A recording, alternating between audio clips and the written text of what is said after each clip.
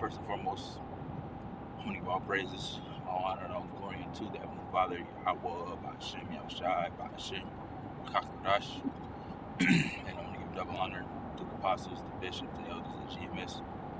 Shalom to you brothers. Preaching and teaching this truth across the four winds of the earth.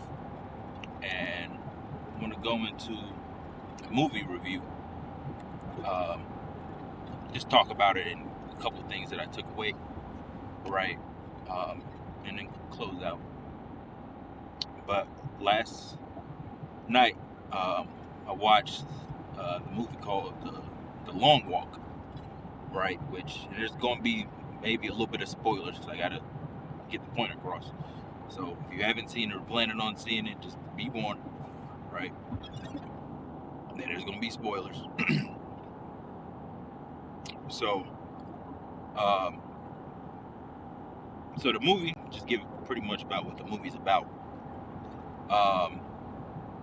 Where it's kind of like the Hunger Games in a sense, if you know, brothers, sisters out there haven't seen that, in a sense of as in you enter into pretty much like a game or whatever to try to win money. Right now, the prize for winning the Long Walk is they never really specified, but an imaginable amount of money, right? And then you get one wish. Now, I'm pretty sure, I don't think they specified either, but it can be as many people as enter, right? But pretty much what you have to do is just walk. That's all it is. So they just have you walking on this super long ass road, and you have to walk a certain speed, which is 3 miles per hour. And you have to maintain that speed the whole entire time. And any time that you go below that, you get a warning.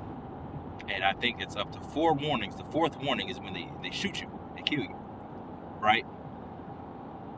Now, during that movie, right, like I was, you know, in movies nowadays, right, you have to watch, you can't just watch the movie just for what you see, right? You have to get, you know, you have to watch with your spiritual eyes.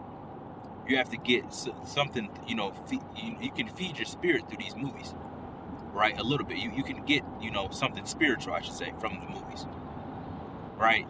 And it was a couple scenes in there and a couple things that were said that I got out of it that I want to talk about, right? And something that I was meditating on, you know, a little bit last night as I was watching it happen, because we're getting ready to live through those same, you know, times. Not as in we have to go on a long ass walk, right? But it was a certain scene, right, where he was, I guess he was the main character of the movie. That it was a scene near the end of the movie where he was talking to like pretty much his friend that he made through the walk, and it was only like 4 people left, 4 or 5 people left at that time, right? And he was asking him pretty much his friend, I think his name was Terry. He was essentially, you know, asking him, like, pretty much, why were you here? Like, what were you trying to accomplish, so on and so forth.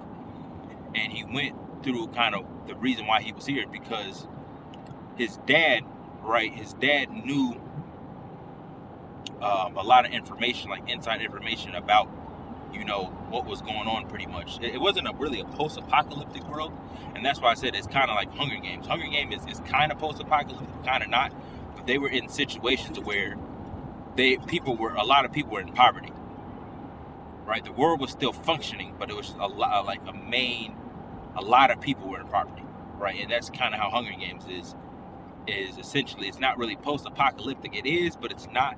Everybody's still functioning, but there are certain districts, obviously, that don't have as much wealth as others, right? And so he was saying that how his dad had information. I think he said he used to work for them or something like that. Some along those lines. I don't really kind of remember that part. But eventually he had a flashback, and the flashback was the general that leads the long walk. He's the one that commanded, that busted in his house when he was younger, right? And the guards busted in his house. They took him out. I think they were having dinner, and they literally took him out, or getting ready to have dinner. And they busted in the house, took the whole family outside, and brought the dad in the street. And the general guy was asking, he was like, so you're gonna denounce what you're doing, pretty much, right? You're gonna denounce what you're doing. You're gonna stop doing what you're doing. You're gonna give it up, or whatever the case may be. Or we're gonna kill you, pretty much. That was options, right? Or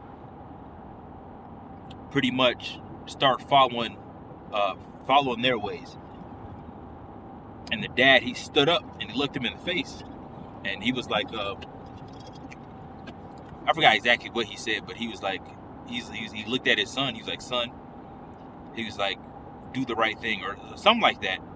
But before he said that, he told the general that he wasn't going pretty much bow the knee, pretty much, right? He wasn't going to give in. And then he looked at his son, because he knew he's getting ready to die. He looked at his son. He was like, hey, son, do the right thing, pretty much. And the general was like, well, he's like, I'll see you on the other side, or something like that. He said, pulled out his gun and shot him. And that made me think, you were that situation, so the time's going to be coming that we're living into, when the deal goes down, shit hits the fan, that it could be a point in time to where these troops are busting in people's houses and they drag you outside, right? Separate you from your family. You got kids. You might have to, really, be down for this truth. Really be down for the words of Yahweh Ba'Shem Yahushua, and not live our lives unto the death, right? Because we know that persecution is coming, and that we know that at a point in time that we might have to become martyrs, right? For the words of Yahweh Ba'Shem Yahushua. And do we really stand firm, right, on what we believe, right? And that's what he did in the movie, his dad. And that was one of the things, right? Even faced with death, he stood firmly on his beliefs, right? And we have to come and we have to prepare ourselves and get ready for that same manner, right? And we know that in the time to come, when we think about it, it's like, damn, we're gonna have to die, so on and so forth. But it's like, it's getting, when you're not so attached to this world and you hate it, and how we're in spirit with this place, right? It's gonna make it a lot easier. Right, we see how wicked these people are, wicked them Edomites are, wicked the world is, wicked the people are, right? And we see, all these things that constantly, vexes our soul. So you never know, in the time that come, if the troops just take you out and just giving people chips in the apartment complex or the neighborhood or whatever the case may be, and you be like, fuck all this, man, I'm not doing that. And they might just kill you right there. You might not even have to go to the FEMA camps, right? We just never know. But we know the Lord, just like how it happened in Maccabees with the 7 brothers and the mother, right? And those situations happen. That's why the Lord says, right, don't meditate on what you're going to say, because in that same hour it's going to be given to you, right? And just like the Maccabees brothers, right, the Spirit of the Lord came on them, and they were saying stuff that was pretty much essentially pissing them off, right? So we have to understand and meditate and think about these things, which I know we do a lot. Right? You can't just sit there and be, oh, you're going to just waltz into the kingdom. No, man. And a lot of people, a lot of groups don't teach about Jacob's trouble, because they don't want to have to endure and go through those things. But we're going to have to. Yahushua did. So we're going to have to do those things too. Right? And so that was one thing. And then another thing, it was just a small quote, which I've heard that so many times, right? To where he was like, the dude was like, he was like one of the, like I said, pretty much, he kind of was the main character, where he said, where his friend was talking to him, Terry, and he was like inquiring why he was there, right? And then it became later down the line to where, you know, a certain spirit came on Terry, where he was like, we're gonna die anyway. He's like, so fuck these people, fuck this, you know, so on and so forth, right? But he was like, look, he's like, I have nothing really else to live for, right? But I have, you know, a lot to gain, or to die for, or something like that he said, right? And we know that, you know, this society is finished, man. There's nothing left here to live for, to fight for. Once you wake up to the truth, you understand the truth. Ain't nothing to fight for but the words of Yahweh Bashim Yahushua. We ain't fighting for society and Babylon the Great to get better. No, fuck all this, man. But what he did say, he said, you know, to die, I'm going to get a lot of gain. Something along those lines. But we know that the labor that we do, and if we fight all the way into the end, and if we give our lives up, we know that there's going to be a reward for those things, man. Right? The Lord is not going to forget, you know, all the works and the things that we did. Right? So we know even if we do have to die, we're going to gain a whole lot. Right? And then just near the end of the movie, it was a complete plot twist, kind of. Right? But I'm not going to say all that part. But and then I think there was one more thing. I don't remember it anymore. I think there was one more thing. I think it was a conversation that was going on. I don't remember exactly.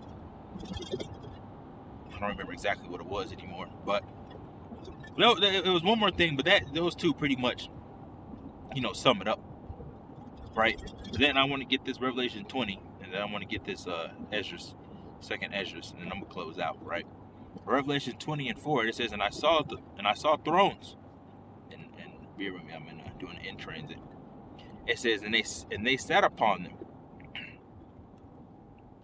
right? And it says, and judgment was given unto them, and I saw the souls of them that were beheaded for the witness of Yahushua, and for the word of the Most High, and which had not worshipped the beast, neither his image, neither hath received his mark upon their foreheads or in their hands, right? And they lived and reigned with Hamashiach 1,000 years, right? And then I want to get this Esdras, right? Because we know that there's going to be a reward, and Esdras saw, right? And Esdras saw a part of this, right? So the second Esdras 2, go down. Just bear with me.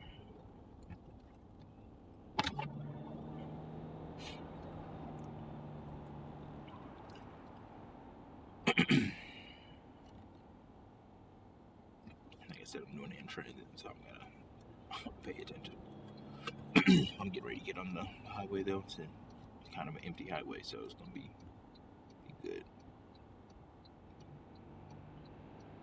I'm about to close out anyway after I read this.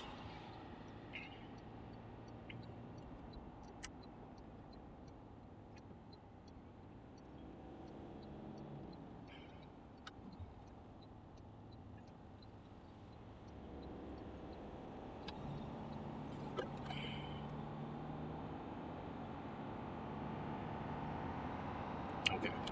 I'm gonna start right here. I got down to the point. The second Esdras 2 and verse 42. I, Esdras, right? And then overall, before I get into overall, right? Now the movie wasn't like excellent, right? But it was an interesting movie, right? And then a lot of the things that right when I finished the movie, right when I finished it, it was like they don't make these movies like this for nothing, man. Just like how the Squid Games, right, and so on and so forth. It's like these movie concepts, like y'all just don't get them out of nowhere. Like it's probably somewhere in this world, knowing how wicked Esau is, they do it. Because the thing is, they have, as wicked as these people are, and all the money and all the shit that they own. It's like, how do they entertain themselves? Because obviously they know the sports and all that shit is just nonsense, right? So how do these wicked ass people entertain themselves? They have plenty of money, so what do? They make these games up for people to fight unto the death, and then if they win, they'll just give them a whole bunch of money, right? And they find themselves entertained with it, and you've seen that in Squid Games, right? Near the end, I believe, or near the middle of the end of Squid Games, the first one. I haven't seen the other ones, but it was like that group of wealthy people that kind of like sponsors the game, kind of, or buys in, where they sit there and they watch the people, right, play.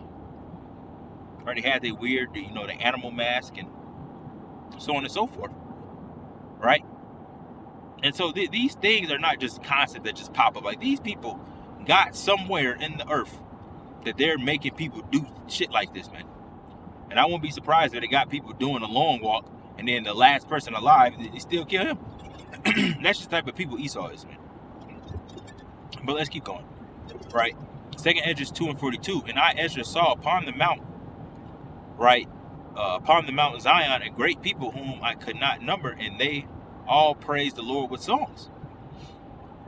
And in the midst of them there was a young man of high stature, right, taller than all the rest. And upon every one of their heads he set crowns, and was more exalted, which I marveled at greatly. So I asked the angel and said, Sir, what are these? And he answered and said unto me, These be they that have put on the immortal, and have confessed the name of the Most High. Now are they crowned and receive palms, right? And that's the point, that we want to get to. We know hell is going to come, but we know that it's going to be a victory, and it's going to be a great multitude, an innumerable multitude that's going to get the victory, right?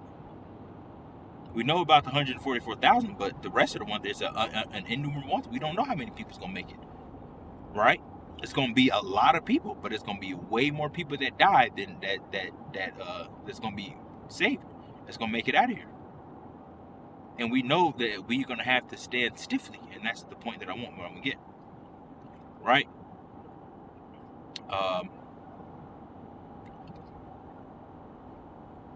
Verse 46, it says, Then I said unto the angel, What young person is that crowneth them, and giveth the palms in their hands? So he answered and said unto me, It is the Son of the Most High, whom they have confessed in the world. Then began I greatly to commend them that stood so stiffly for the name of the Lord, man. And that's what we know that we're going to have to do. We're going to have to stand on, our beliefs. You meditate on it, you think about it, but in the time to come, right, we know that eventually, right, the Lord, if you're going to have to die, the Lord is going to have to put that spirit on you to accept that, right? And if you in FEMA camp about to get tortured, right, the Lord is going to put that spirit on you to endure and to confound these people, man. You're going to say something and they're going to piss them off even more. Right? Because imagine if you tortured somebody, and you could imagine back in time at the 7 brothers at the time, when the spirit of the Lord was coming on them, they were saying things and it was just pissing the people off even more. So they tortured them harder and so on and so forth. They said the last, in the scriptures, it goes out the last one was tortured worse than the rest, right? Because he was trying to get him to not get tortured, and he'll become a friend of the king, right? And the last one was like, I'm not doing that, essentially, in shorter terms, right? And they had full trust in Yahweh B'Shem Yahushua, right? And so we know that time is coming, and you can imagine, right, how mad they were getting. Because imagine if because some people don't like pain, man, especially excruciating pain. So you can imagine if you ripping off fingernails, cut an ear off, rip some of the skin off their scalp, or took an eye, cut some fingers off, just doing all types of wickedness, and they're still not giving in, man. They're still just sitting there laughing, making jokes, getting on you, saying things that just make you mad. And it was just like, if they're enduring this, there's nothing else that you can do to them that's gonna make them do anything. Right, and that's why I was talking about, the Lord is gonna give you the word that's confounding, man. That your adversary should not be able to gainsay nor resist. And that's a special spirit, man. Right, so that's pretty much it. Like I said, the movie overall, I enjoyed it. Right, it's not for everybody because it is a little graphic. They did a little graphic when they were shooting people. Right, but it wasn't crazy. Right, but it was overall a good movie, and that, like I said, it was one more thing, but that is the two things that I got from it. Right, so that's it, man. So I want to give all praise